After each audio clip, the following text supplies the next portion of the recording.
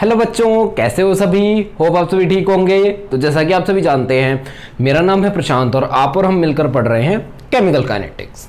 ठीक है जी।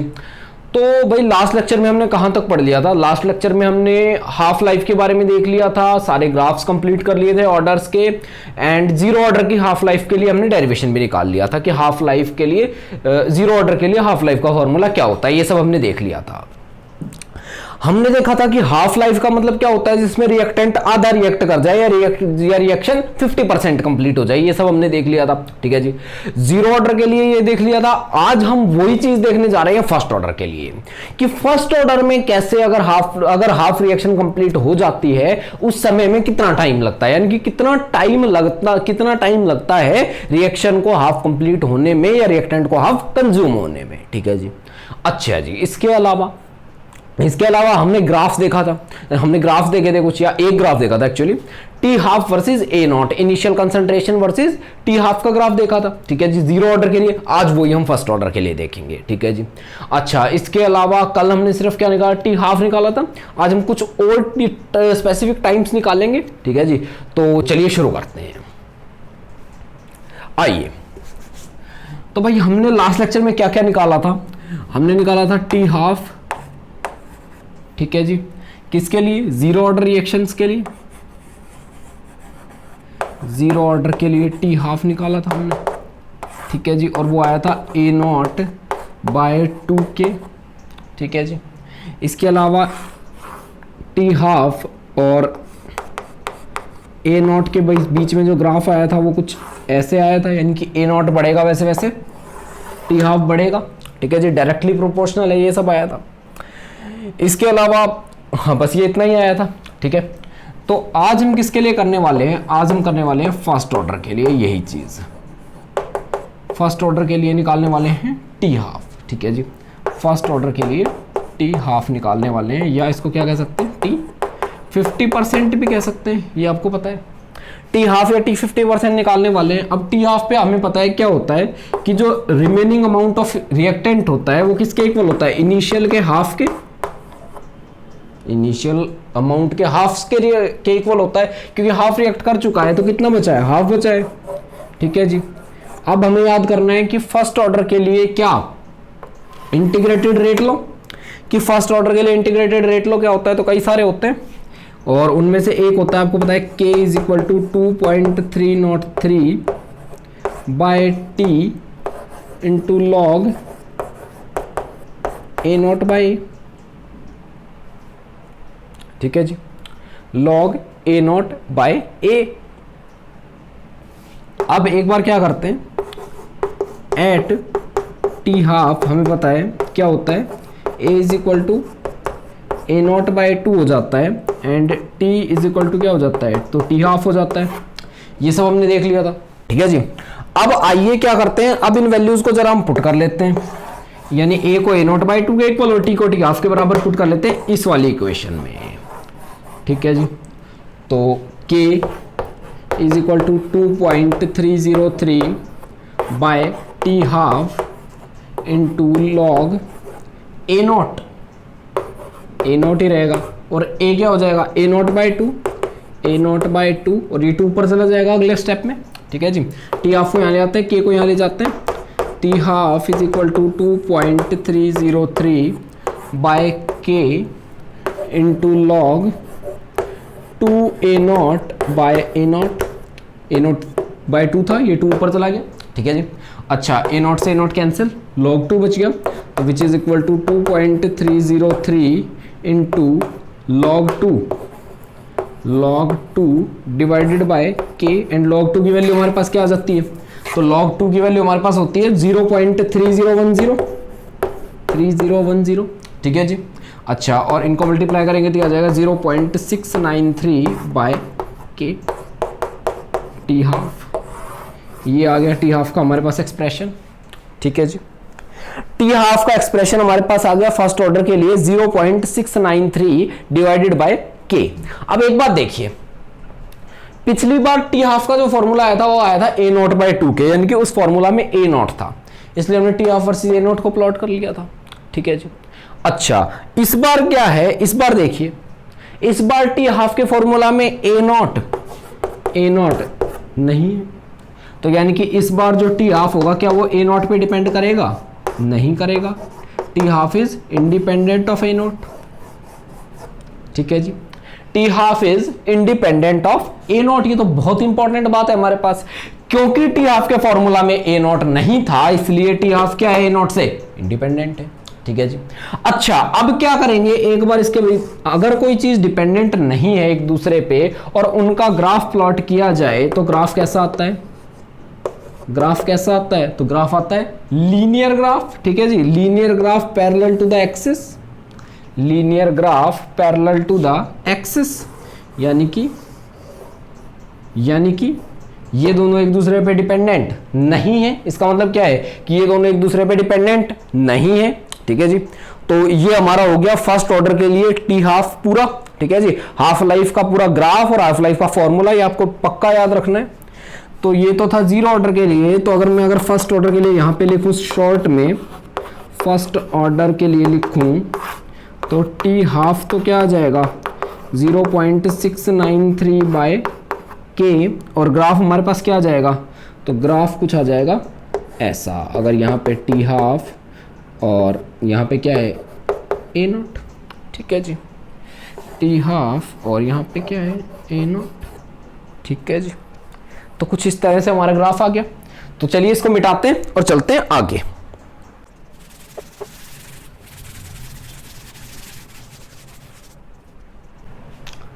तो ये हमने देख लिया। ठीक है जी, आइए एक इलस्ट्रेशन से इस एग्जांपल को समझते हैं और देखते हैं कि ये क्या होता है। ठीक है जी, एक एग्जांपल लेंगे हम शॉर्ट सा और उससे हम इन दोनों चीजों को इलस्ट्रेट करेंगे। ठीक है जी। अच्छा, मान लीजिए एक जीरो ऑर्डर रिएक्शन है। एक क्या है? Zero order reaction, zero order reaction है। ठीक है जी, इसमें रिएक्टेंट का अमाउंट हमने रखा है 100। ठीक है जी, या 100 मत लीजिए, आप ए नोट ले लीजिए। ठीक है, हमने ए नोट ले रखा है। तो ए नोट बाय 2 जाने में, ए नोट बाय 2 जाने में जो टाइम लगेगा वो क्या लगेगा? वो लगेगा टी हाफ, और मान लीजिए उसको मैंने मान रखा है एक्स। टी हाफ यहाँ पे कितना है? एक्स। ठीक है जी, तो ये वैल्यू हमारे पास आएगी एक्स। ए नोट बाय 4 जाने में कितना टाइम लगेगा ये बताइए? ए नोट बाय 2 से, देखिए ए नोट बाय 2 से ए नोट बाय 4 जाने में जो लगेगा वो क्या होगा? वो इस वाले रिएक्शन का हाफ लाइफ होगा। देखिए ए नोट बाय 2 और उसका आधा, मतलब यहां से हाफ होने में जितना टाइम लगेगा वो क्या होगा? वो होगा क्या? हाफ, वो होगा यहां के लिए हाफ लाइफ। ठीक है जी, यहां से यहां जाने में जो टाइम लगेगा वो इसके लिए हाफ लाइफ होगा। पर क्या ये हाफ लाइफ और ये हाफ लाइफ इक्वल होंगे? क्या ये वाली हाफ लाइफ और यहां की हाफ लाइफ जो आएगी वो इक्वल होंगे? देखिए ए नोट से ए नोट बाय 2 गया, ये भी आधा हुआ है। ठीक है जी, तो हाफ लाइफ है। इसके बाद ए नोट बाय 2 से ए नोट बाय 4 गया, तो ये भी क्या है? ये भी हाफ लाइफ है, क्योंकि इसमें भी रिएक्टेंट क्या हो गया है? इनिशियल का आधा हो गया है। अगर इसको हम इंडिपेंडेंट रिएक्शन मान ले इतने को, तो ये भी एक टी हाफ है। ठीक है जी। अच्छा, अब क्या है, यहां पे भी कुछ ना कुछ क्या टी हाफ आएगी। ये टी हाफ कितनी होगी ये बात हमें समझनी है। अब ये बात समझने के लिए हम क्या करेंगे, तो हम देखेंगे जीरो ऑर्डर के लिए टी हाफ का जो हमारे पास क्या है इक्वेशन है टी हाफ की, इसमें टी हाफ दे रखा है। इसमें क्या है? ए नोट बाय 2 के, यानी कि टी हाफ ए नोट के क्या है? Directly proportional. पहले ए नोट क्या था? ए नोट था। ए नोट की वैल्यू कितनी थी? ए नोट ही थी, और ए नोट से ए नोट बाय 2 गया था। इस बार अगर इसको इंडिपेंडेंट रिएक्शन ले तो ए नोट की वैल्यू क्या है? ए नोट बाय 2, यानी कि इस वाले की आधी है। ठीक है जी, इस रिएक्शन में जितना इनिशियल अमाउंट था इस रिएक्शन में उससे आधा है, और आधा है तो टी हाफ भी क्या हो जाएगा? आधा हो जाएगा, क्योंकि डायरेक्टली प्रोपोर्शनल है। तो यहां की जो टी हाफ होगी वो होगी एक्स बाय 2। ठीक है जी, ए नोट बाय 4 से ए नोट बाय 8, अगेन इसका आधा इनिशियल। देखिए यहां से यहां जाना जो था ये है एक टी हाफ, ये है तो ये भी एक टी हाफ है। यहां अमाउंट जितना था इनिशियली इस वाली रिएक्शन में उसका हाफ है। यहां इनिशियल अमाउंट क्या था? ए नोट क्या था? ए नोट बाय 2। यहाँ इनिशियल अमाउंट ए नोट बाय 2 था, और इस रिएक्शन के लिए इनिशियल अमाउंट है ए नोट बाय 4, और इसका मतलब अगर यहाँ टी हाफ एक्स बाय 2 थी तो यहाँ हो गया होगी एक्स बाय 4 इस रिएक्शन के लिए। ठीक है जी, और एक इस रिएक्शन के लिए देखा था हमने। इस रिएक्शन के लिए पहली वाली के लिए इसको मैं फर्स्ट नाम दे रहा हूँ, इसको नाम दे रहा हूँ सेकेंड, और इसको नाम दे रहा हूँ थर्ड। ठीक है जी, जो फर्स्ट रिएक्शन थी उसमें ए नॉट कितना था, इनिशियल अमाउंट था ए नॉट, और टी ऑफ हमारे पास आई थी एक्स। सेकंड रिएक्शन में क्या था कि ए नॉट हो गया था ए नॉट बाई 2, यानी कि पहले वाली से आधा, तो इस बार टी ऑफ भी पहले वाली से आधी, ठीक है जी। थर्ड वाली में क्या हुआ था, सेकंड वाली से भी आधा, और सेकंड वाली से भी आधा हो गया था अगर ए नॉट, तो इसका मतलब सेकंड वाली से भी आधी आ जाएगी टी ऑफ, क्योंकि टी ऑफ और ए नॉट क्या है, डायरेक्टली प्रोपोर्शनल। तो कुछ इस तरह से हम चलेंगे। तो इसको देख लीजिए। सेम एग्जांपल अगर मैं किसके लिए करूं, फर्स्ट ऑर्डर के लिए करता हूं, ठीक है जी। तो सेम एग्जांपल मैं कर रहा हूं फर्स्ट ऑर्डर के लिए। फर्स्ट ऑर्डर में क्या होता है, तो फर्स्ट ऑर्डर का पहले तो हम क्या देख लेते हैं, एक्सप्रेशन देख लेते हैं कि टी हाफ इज 0.693/k, यानी ए नॉट पे डिपेंड नहीं करती।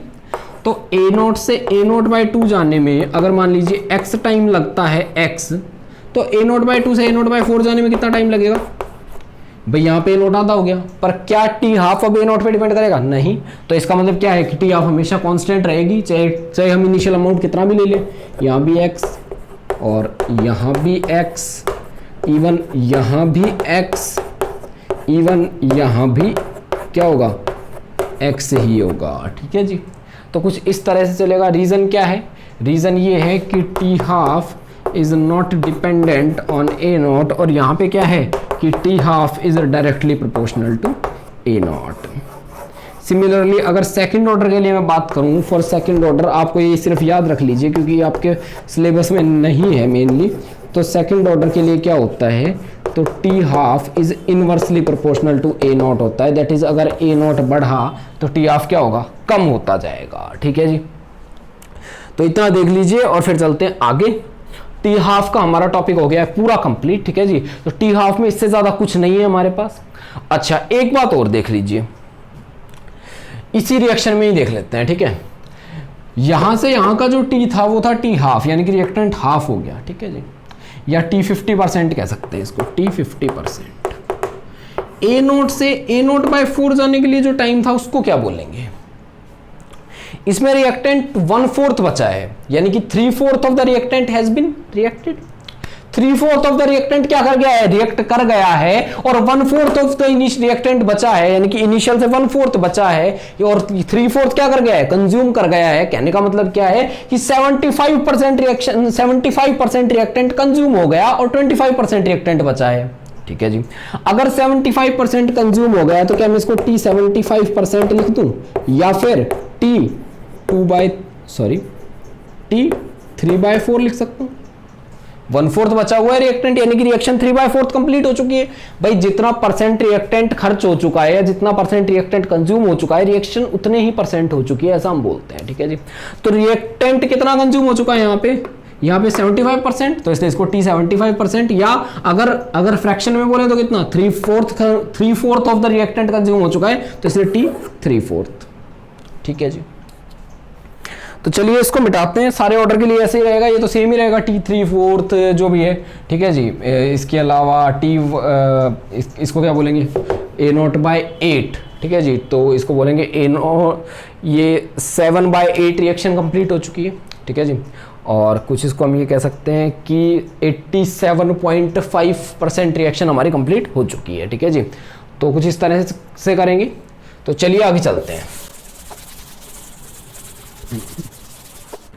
तो अब हम चलिए एक चीज और देखते हैं। हम क्या देखेंगे कि अगर 50% 75% के बजाय कोई रैंडम परसेंटेज हमें दे दे कि भाई इतना, मान लीजिए टी 22%, ठीक है जी, कि 22% रिएक्शन कंप्लीट हुई है, बताइए कि टी 22% कितना होगा, यानी 22% रिएक्शन कितनी देर में कंप्लीट होगी। आइए देखते हैं इस तरह के क्वेश्चंस को किस तरह से सॉल्व करना है। मान लीजिए हमें क्या निकालना है, टी 22% निकालना है, ठीक है जी। अगर जीरो ऑर्डर के लिए दिया है तो जीरो ऑर्डर का एक्सप्रेशन लेंगे, फर्स्ट ऑर्डर के लिए दिया है तो फर्स्ट ऑर्डर का एक्सप्रेशन लेंगे, वो आपकी मर्जी है। फिलहाल मैं जीरो ऑर्डर के लिए ले रहा हूँ, ठीक है जी। जीरो ऑर्डर के लिए सेम प्रोसीजर लगाना है, बस फॉर्मूला चेंज होगा, क्योंकि क्या इंटीग्रेटेड रेट लॉ का फॉर्मूला अलग अलग होता है ना, जीरो ऑर्डर और फर्स्ट ऑर्डर के लिए, तो वो अलग अलग लगेगा। आइए देखते हैं कैसे। टी 22% निकालना है, ठीक है जी। अच्छा, तो जीरो ऑर्डर के लिए इंटीग्रेटेड रेट लॉ होता है A is equal to A naught minus K T, ठीक है जी। एट 22% 22% पे क्या होगा, 22% का मतलब है, T 22% का मतलब कि 22% of the reactant is consumed, कि इतना खर्च हो चुका है। ठीक है जी, 22% of the reactant is consumed, यानी कि कितना बचा हुआ है, 78% of the reactant is remaining.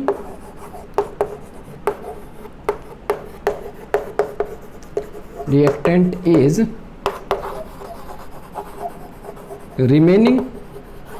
ठीक है जी, तो एक तो ये तरीका है, ऐसे निकाल सकते हैं, आपको पता लग गया कितना रिमेन है, और जो रिमेनिंग होता है उसी को बोलते हैं ए। ठीक है जी, तो एक तो आप ऐसे कर सकते हैं कि 78/100 ऑफ ए नॉट, यानी कि कितना बचा है, 78% बचा है ना हमारे पास रिएक्टेंट, तो हम ये लिख देंगे 78/100 ऑफ ए नॉट बचा है। भाई 100% टोटल था, 78 हमारे पास बचा हुआ है किसका, ए नॉट का, यानी इनिशियली जितना लिया था उसका 22 रिएक्ट कर गया, 78 बचा है। तो एक तरीका तो ये आ गया हमारे पास ये निकालने का। इसके अलावा दूसरा तरीका ये निकालने का क्या है कि A is equal to A naught, initially A naught था और कितना रिएक्ट किया है तो 22%। इस सब में जो आपको सबसे इंपॉर्टेंट बात ध्यान रखनी है वो ये है कि A remaining amount of the reactant होता है, ना कि रिएक्टेड अमाउंट। ठीक है, ए क्या होता है, remaining amount, remaining amount of the reactant. और इसकी वैल्यू हमेशा हमें जब हमें टी कुछ भी x% दे रखा हो, यानी टी समथिंग निकालना हो, तो हमेशा हमें इसकी वैल्यू किसके टर्म्स में चाहिए होती है, ए नोट की वैल्यू, ए नोट के टर्म्स में, कि ए नोट की रेस्पेक्ट में कितना बचा है। ठीक है, जैसे टी ऑफ पे हम क्या कहते थे कि ए नोट का आधा बचा है, टी 75 पे हम क्या कहते थे कि ए नोट का 1/4 बचा है। ठीक है जी, कुछ इस तरह से। अच्छा, तो ए भाई यानी कि कितना बचा है, अगर ये निकालना है तो हम क्या लेंगे, इनिशियल, और उसमें से जो रिएक्ट हो गया वो सब्ट्रैक्ट कर देंगे, तो जो बचा हुआ वो आ जाएगा। अच्छा, कितना रिएक्ट कर गया, 22% रिएक्ट कर गया, तो यानी कि 22/100 ऑफ ए नॉट हमारा रिएक्ट कर गया। इसको आप सॉल्व करेंगे तो ये आ जाएगा 100 A naught minus 22 A naught by क्या, 100। ठीक है जी, तो ये क्या आ जाएगा, 78/100 ए नॉट। ठीक है जी, तो कुछ इस तरह से हम ए की वैल्यू पुट करेंगे। अब जरा ए की वैल्यू फॉर्मूला में पुट कर देंगे। ए क्या आ गया, 78/100 A naught is equal to, ये ए है, A is equal to A naught minus K T22, T की जगह क्या हो जाएगा, T22। ठीक है जी, तो कुछ इस तरह से हमारे पास वैल्यू आ जाएगी। इसको इधर ले जाएंगे, के T22 is equal to A naught minus 78/100 A naught, और इससे आगे आप सॉल्व कर लेंगे अपने आप। ठीक है जी, T22 निकाल लेंगे, ए नॉट इसको सब्ट्रैक्ट कर लेंगे, ये कुछ बच जाएगा 22/100 ए नॉट बाय के, ये आ जाएगा T22। ठीक है जी, जीरो ऑर्डर के लिए। यानी कि हमें सिर्फ क्या ध्यान रखना है, हमें सिर्फ इस तरह के रैंडम सवालों के लिए, इस तरह कोई रैंडम परसेंटेज ऑफ टाइम पूछा हो, अगर टी कुछ भी x% पे अगर पूछा हो, तो हमें क्या करना है, तो हमें हमेशा ए की वैल्यू निकाल लेनी है। ठीक है जी, और ए की वैल्यू क्या होगी, एट x% होगी 100 माइनस एक्स। ठीक है जी, 100 minus X A naught by 100। ठीक है जी, 100 minus X into A naught by 100, ये वैल्यू किसकी होगी, ए की एट एनी x%, कि किसी भी x% पे ए की वैल्यू इस तरह से होगी। अगर जीरो ऑर्डर का सवाल होगा तो जीरो ऑर्डर के इंटीग्रेटेड रेट लॉ में रख देंगे, फर्स्ट ऑर्डर का होगा तो फर्स्ट ऑर्डर के इंटीग्रेटेड रेट लॉ में रख देंगे ए की वैल्यू, और आंसर आ जाएगा हमारे पास। अच्छा जी, एक बार इसको मिटाते हैं और एक बार मैं फ्रैक्शन वाला क्वेश्चन और आपको बता देता हूं कैसे होता है।